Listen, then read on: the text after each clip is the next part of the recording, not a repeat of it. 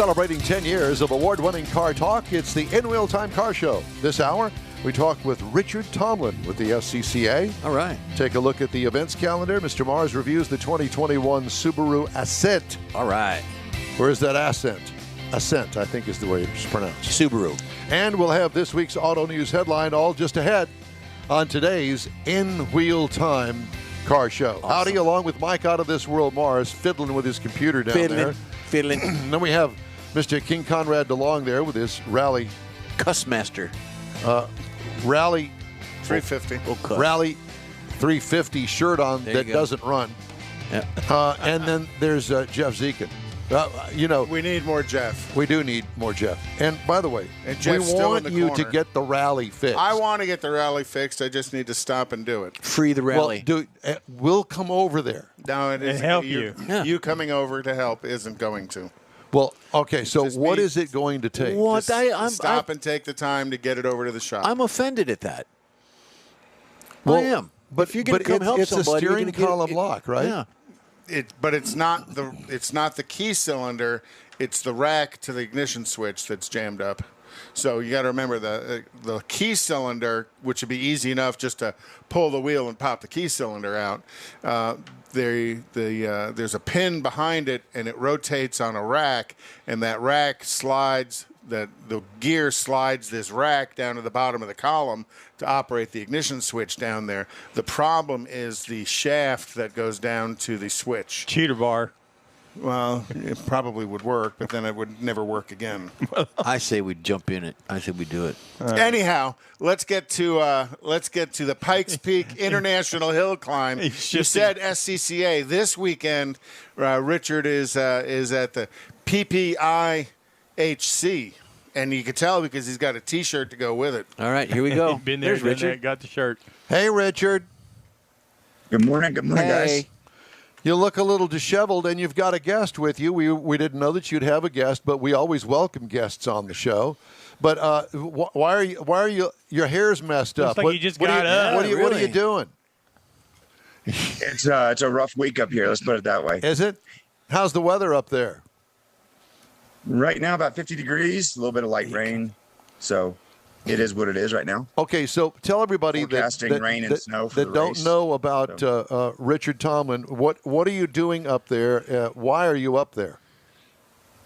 This is for the Pikes Peak International Hill Climb. Yeah. Happens once a year. Race 12.4 miles uphill. Climb about 6,000 feet. 156 turns. And are you going to make a run up there? I'm not, but Raymund is. Raymund is one of our customers since 2014, running a Dodge Viper up the hill. Wow. This will be the second time the Viper. Second time for the Viper. Yeah, all the time up the hill, competing in Pikes Peak. So So you know you've- all 156 turns already? Hopefully. That is a big joke. We consider this a driving the edge of your seat course. Oh, boy. You're looking for every corner. You've got your key corners that are marked or you know what they are, but most of the corners you drive by sight. Wow. I So can't. do you have to do this by yourself in the car, or do you have somebody helping you? Correct. You're by yourself. Starting in 2012, they stopped allowing navigators in the car. So completely by yourself. Oh They my cut God! the risk in half, right? Saves Well, on insurance. Yeah, I guess that. well, Okay. it's Saves probably the because something happened, and that's why they stopped Well, it it. was the Oh, Mitsubishi. we know that something went over- happened, but we're not going to talk about that today. Yeah. I can't even turn We'll right let that on one red. slide. So is that Pikes Peak over your shoulder there? Is that the top up there? Beautiful background. No, we're actually facing the wrong way. Okay. We're we're actually at the base of Pikes Peak, staying at Airbnb. Well, it looks beautiful. I mean, we're there with you in spirit, if not in. Yeah, we got the pictures that you sent. Do you want to show some of them? Yeah, sure. Put some of those up. That's a way people can kind of see what we're doing. It's interesting to talk and see my ugly mug and messed up hair, but race cars are always better, right? Yeah. Interesting place for a toilet. Yeah. Right there at the hairpin. Well, it's his and hers. Well, so that is for your corner workers. So basically, every time a car goes by, there's a person that's stationed at each one of those porta potties. It scares the And we what out. call when each car goes by so that you know where a car could have gone off. Oh, Okay. I thought it was because it scares You're the narrowing your search area in case somebody makes a mistake. So, it scares the you know what out of you. so when did they finally pave all the way up? I know when I went up in, oh gosh, it had to be 08, 07 or so, that it still wasn't paved all the way up. 10, It was right? It's about 12. 12 when they finally paved it. We're arguing between ourselves. It was either 2010 or 2012. It became fully paved. And needless to say, when they paved it, the times dropped proportionately to Absolutely. paving it. So what kind of time are you expecting to run in the Viper? Anywhere from 10:30 to 11. There's a lot of variables with the weather and the cooling of the car and the driver as well. So running a naturally aspirated Viper, I'm assuming, how much power Natural aspirated Viper. how much power will that lose as you get to Yeah, I was altitude? thinking the same thing. So at the start's 9,300 feet. I'm roughly 82% of my power at sea level. At the finish, it's 14,000 plus feet. It's about 58% sea level, assuming the tune is happy adjusting for it. Wow. Yeah. The computer can compensate as much as it can anyway. And what kind of fuel are you running? Sunoco. Well, no, He's grinning. 93. Yeah, he's grinning when he's saying Regular that, grade too, or yeah. 100? I was just wondering, was it pump gas? You're running There's a lot of people that E85? play with octanes. The issue is we don't have enough time here to really play and test with octanes on the motor. And we've seen other people have some bad results doing some of that stuff. Are there any nitrous packages that those guys are running out there? Nitrous is not commonly used. There was a guy last year that ran in an Evo. He made it to 11 mile and blew the motor. Oh, So, wow. Yeah, that's what I would be afraid once of. again, Well, nobody's yeah, doing The nitrous. air starts getting thin, so it's harder to control that nitrous. How old do you have to be to run up there? Is it a 16, 18, 21 years of old? Actually, I don't years of know. age? I've never been asked that question. You know, I think 'cause it's you get a lot actually of young earlier people. than driver's age. You just have to get it approved. I know there's a girl that was 15 that ran it, so I know less than driver's okay. age. Wow. Very cool. As long as you can demonstrate, and this is an event where you have to apply to get in its application process, send pictures of your car, what your car's done, where you've raced, where you've competed, and then they'll give you an opportunity. So tell me more about the Viper. Have you any kind of engine modifications to it, suspension modifications, any of that? Not that he wants to tell us about. All of the above. All of the above. Check every box. All right. Been building it over the process of maybe 8 years or so. Has it run Pikes Peak before? It's I ran it my rookie year, and this is the second time it's been back. Okay. My, And the modifications that you made to it are based on the run that you made originally? Yeah, so there's cooling modifications that we're doing to the car. We have some shock settings that we're using for the car specific to Pikes Peak. We're choosing between different sets of different compounds tire. So you mentioned that this is the second time for the Viper to be there, but you've been there 4 times? That's correct. What did you drive in between the 2 times? So in between, I tried a boosted car. I had a Turbo S 911 that I brought up with a PDK. Much all-wheel drive, a little bit easier to drive up the hill, Okay. and very well suited to the altitude. Okay. And what was the other one? Just been the Viper and the Porsche. Okay. Viper and Porsche, that's it.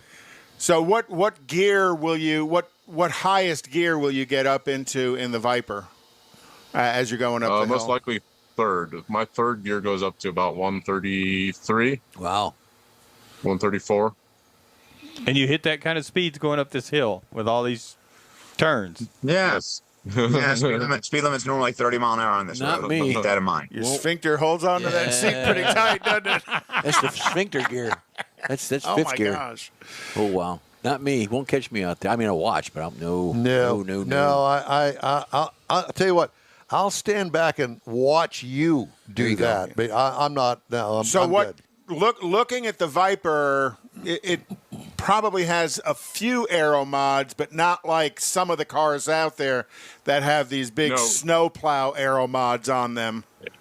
It's very much aero-wise like the street version. It's basically just an ACR package on the Viper. Yeah, nothing's been really added to it so as far as some of these other builds. But that holds you within a certain class, correct? The level of aero mods, does that not move you up and down? The level of aero mods plays a part, but there's definitely a lot more that I can do in my class, which I'm running in Pikes Peak Open. They've got an unlimited, a time attack, a production, exhibition, open wheel. Open wheel. So is your Mazda up there, Richard? No, it's not up here this year. Next year, 100-year anniversary of Pikes Peak. We hope to bring up 2 at least, if not 3 cars. So we'll see what happens. So we have goals. Richard, did you build his car? We built the cage for Raymund in this one, and then we've assisted with a lot of little things. Okay. Very cool. Interesting. So, but you're there kind of like pit crewing? Some of the Apex crew is assisting him. I'm working as tech for Pikes Peak. So I'm actually doing tech inspections for all the cars. That's awesome. Speaking of working for Pikes Peak, you had some other news that would you care to share it?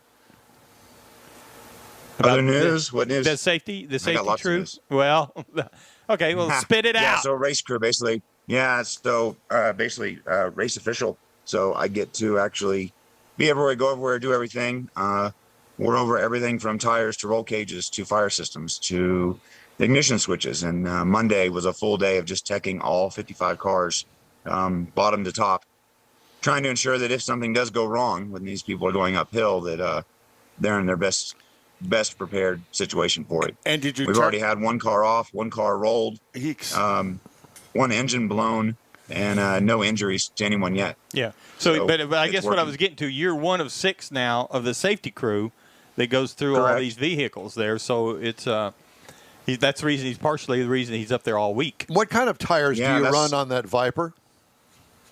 I'm running Hoosier.R compound tires. They're A7s. They come up to temp pretty quickly. We're one of the few teams out here that aren't even running tire warmers. So are they slicks? Yeah. They're slicks. They're slicks. Okay. They're semi-slick. They're in kind of in between because they've got a Department of Transportation approval, which is 2 circumference grooves around it to pull water away, which doesn't work real well, but the grooves are there for it. Now, you said there's light rain in the area. Does that hamper testing or driving? If it rains, is it called off or postponed? Or just your hairdo? Yeah. Yeah. Testing one of the days was really, really bad. We were low 40s and rain, steady rain. Pretty much everybody was just limping through the course, just trying to learn it. Lots of cars off, but no major damage to anybody. But the course, it was a serious dampening on testing. But Richard, the course doesn't start at the bottom of the mountain. No, it starts 10,000 feet, 9,000 feet. I believe he said 9,000 earlier. Yeah. Okay. Right. 9,000. You go past the Crystal Reservoir. For those people that know it, you go past Crystal Reservoir about a mile, and right there is where we start. Is this televised? 12 point. Will this be televised? Mobile One is televising it, so you'd go to Mobile One app or Mobile One's Facebook page, Mobile One's YouTube page. They'll be broadcasting from 7 a.m. till 3 p.m. Start to finish, everything. As famous and world renowned as this event is, just blows my mind that they can't get a national television deal to put this together. Do you think that's because of the way that they stage people off going up the hill, that it just takes so long to get 55 cars up the hill where they couldn't come up with a good TV package for it? I remember in the late 80s and early 90s watching like network coverage on Wide World of Sports. Exactly. That's why I mentioned one of the things that triggered my interest in the hill climb. So that's like it planted a seed like way back then of that. I want to race this race. It looks so cool. With the 50, it can be done. I just think it's very expensive, and a lot of what Mobile One is doing is they've got stationary webcams set up at specific points through the course. Oh, okay. And then they're listening to officials' radio to make commentary. You said there's 55 entries. Is that more than last 2 years ago? Because it wasn't running last year. Is that about average for it? That is less. They're really focusing on trying to put on a better show. Okay. They're really scrutinizing the cars that are coming in to make sure they're not because Pikes Peak runs a lot of. You've got two variables. You got the really high-end cars. I mean, you've got the Bentley, you've got the Porsche Champion cars that are here. They're honestly probably on $1 million budget for this race. Wow. For factory-backed efforts. And then you've got garage shops that are coming out and competing against them head-to-head.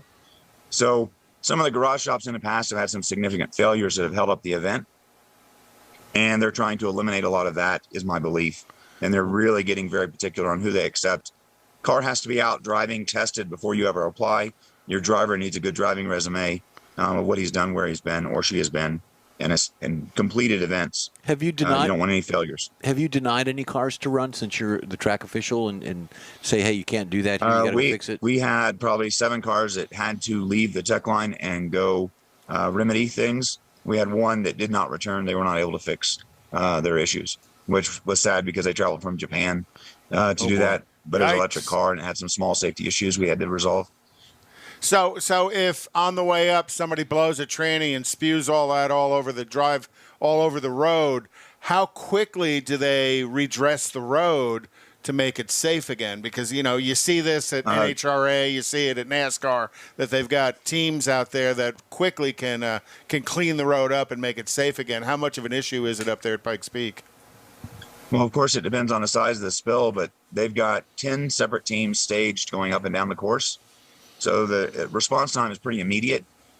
How quickly they can get it cleaned up is the challenge because they are very particular about keeping the course the same for every competitor.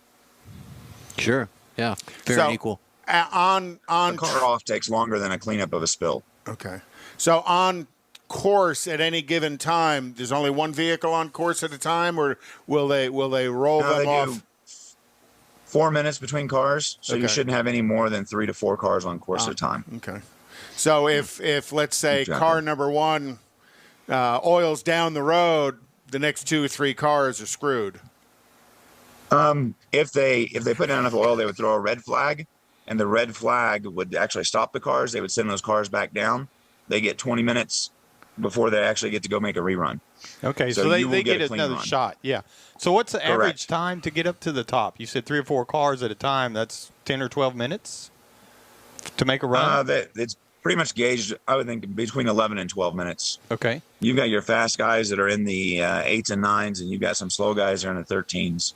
Are these drivers in contact with the officials through radio for just what Conrad said? Hey, you've got an incident at turn 29. They just click a light on We've track. We've got spotters all over the mountain. That's what your spotters are for there. Okay. So when they communicate to the driver of a red flag, is it physically a corner worker waving a flag, or do they have a light that pops on in the interior of the vehicle for them? No, it's physically a corner worker waving a flag. Okay. Wow. Go back and think 1955. That's how we run this event. So you really have to pay attention in all to the seriousness. corner workers. It is as grassroots of an event as you can get. And that's probably what makes it so special to many people. And even from a terrain perspective, it's really hard to get communications up and down the mountain. Oh, okay. We could be corner workers. They don't even have cell service up here. Yeah. In wheel time corner workers. No, that's okay. I'll pass. But I'd sure love to go for a ride with somebody. Oh, else. no, not so me. how was your? Because Richard was explaining that your practice runs are bottom third, top third, middle third. That you don't get to take a complete run together. You have to piece the runs in 3 sections as you're practicing. How many runs in a practice do you get to take? Anywhere from 1 to maybe 8. Oh, it wow. all depends on how smoothly the practice is going, that no one's having any issues or offs, and the number of competitors in that particular group. I think they like to divide up the practices in chunks. It allows the rookies and everyone else to kind of see each section, because each section has a very distinct personality. And it helps you remember the sections better when you get to see it throughout the week in different sections.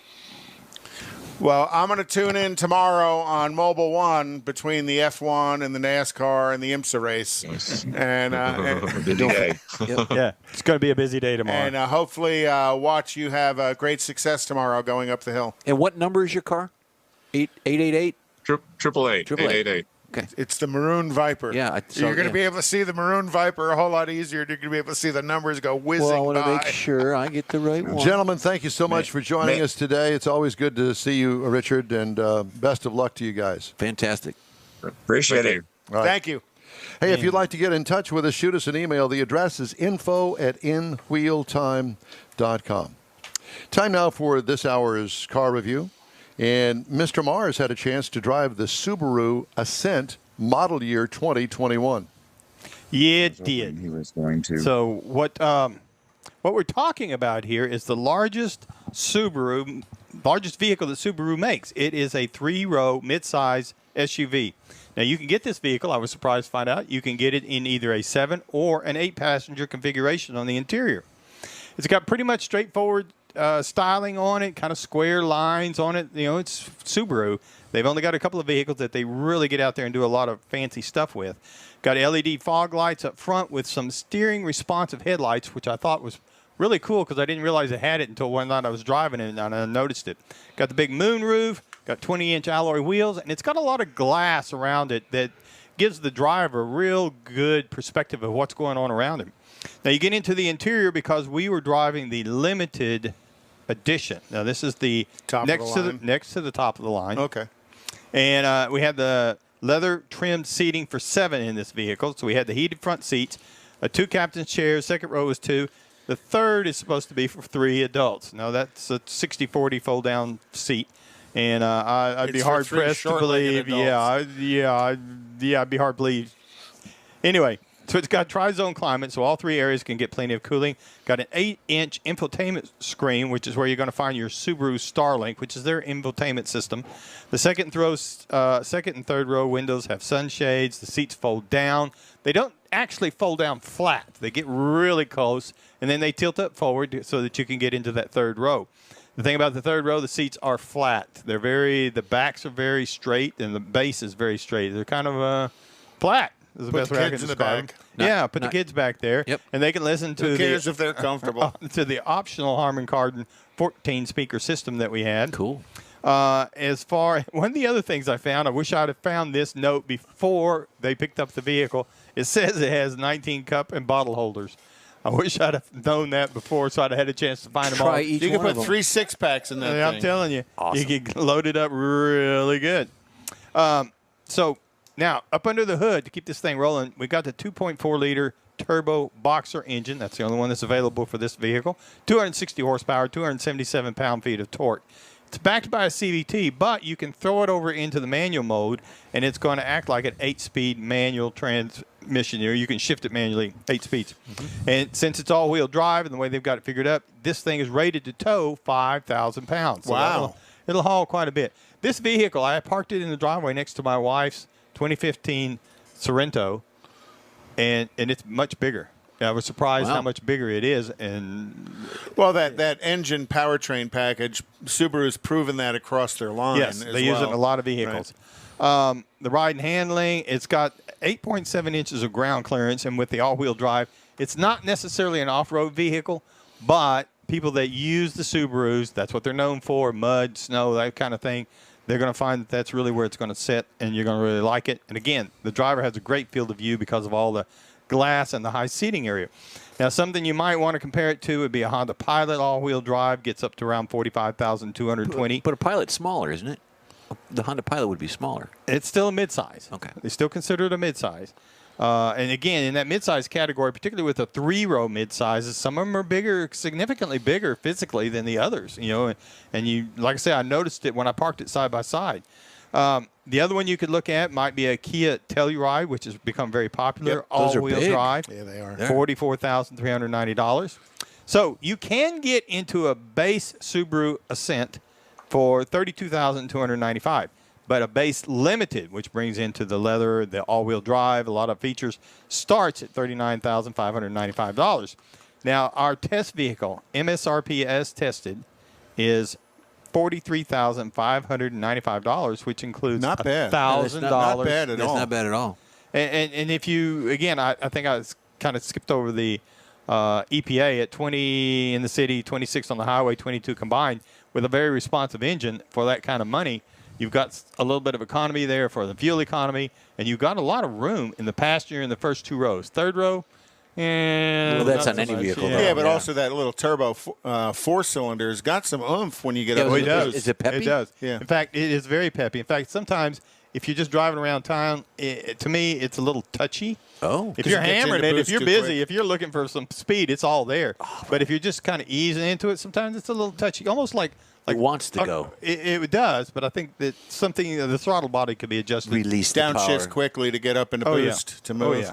Well, it's the CVT unless you really hammer it into the manual mode, so you really don't notice it. But Subaru is very much a leader in CVT. I don't think they sell anything but a CVT, except I want to say maybe in the Impreza where they offer a standard shift. Well, that's when you get over into the performance vehicles. Right. Other than that, it is a CVT. Everything is CVT. and they're real heavy into the all-wheel drive vehicles, and that's what they're building the reputation on, and this goes right with it. And have for years, yeah. Beautiful. Thank you. Let's take a look at the events calendar. All right. Well, a few things coming up. Again, Tailpipes and Tacos on July 17th out at is it going to be at more than one Loopy Tortillas? We'll be out at the Katy Freeway. I imagine it'll be on the It'd be at the the one. Kirby, Yes, the it'll Kirby be- location, Yes. and still up in Tomball. No Tomball. Just those 2 locations. Yes. Okay. Inside and outside the loop. And then July 25th is going to be Houston Cars and Cocktails at Little Woodrow's. I like the sound of that. Little one. Woodrow's out there on 249 west on of Tomball. They got lots of places to you go get you a Motel 6 and wear off that liquor before you get back in the car. Well, there's an event called In-Wheel Time and Well, it's Cocktails. called Cars and Cocktails. Cars and Cocktails. In-Wheel Time and Cocktails every Saturday morning from 8 to 11. we haven't had any cocktails. July 31st is going to be the Cold Yes. Spring Car, Truck, and Bike Show at the Cold Spring, Texas Community Center. And actually, that's been going on for a long time and very well attended car show. When is that? July 31st. So Cold Spring is College Station-ish area, I believe. Ish. And then Saturday, September 25th, Woody's 3rd annual Waterfront Car Show at the Topwater Grill, and we will be there live and Live in and direct. person. Should I bring the Corvette? Should I bring the rally? Yes, you should bring the should rally. bring the As a matter of fact, now you've got plenty of time to get the damn thing fixed. Would you please get it fixed? Yes, sir. Thanks, Dad. Please. We're begging you. Yes. So Take it out of your allowance. Where are you going to take it?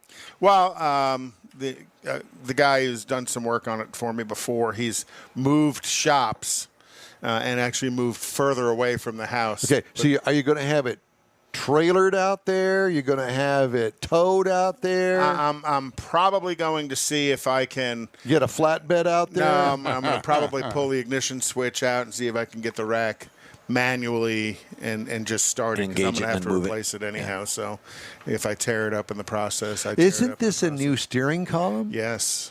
This Is is it- a, did you this fix is a that tear complete up? column. So you're sure it is what is wrong with it is what is wrong with it? I'm- There might be something else. You can No, get in there and replace it.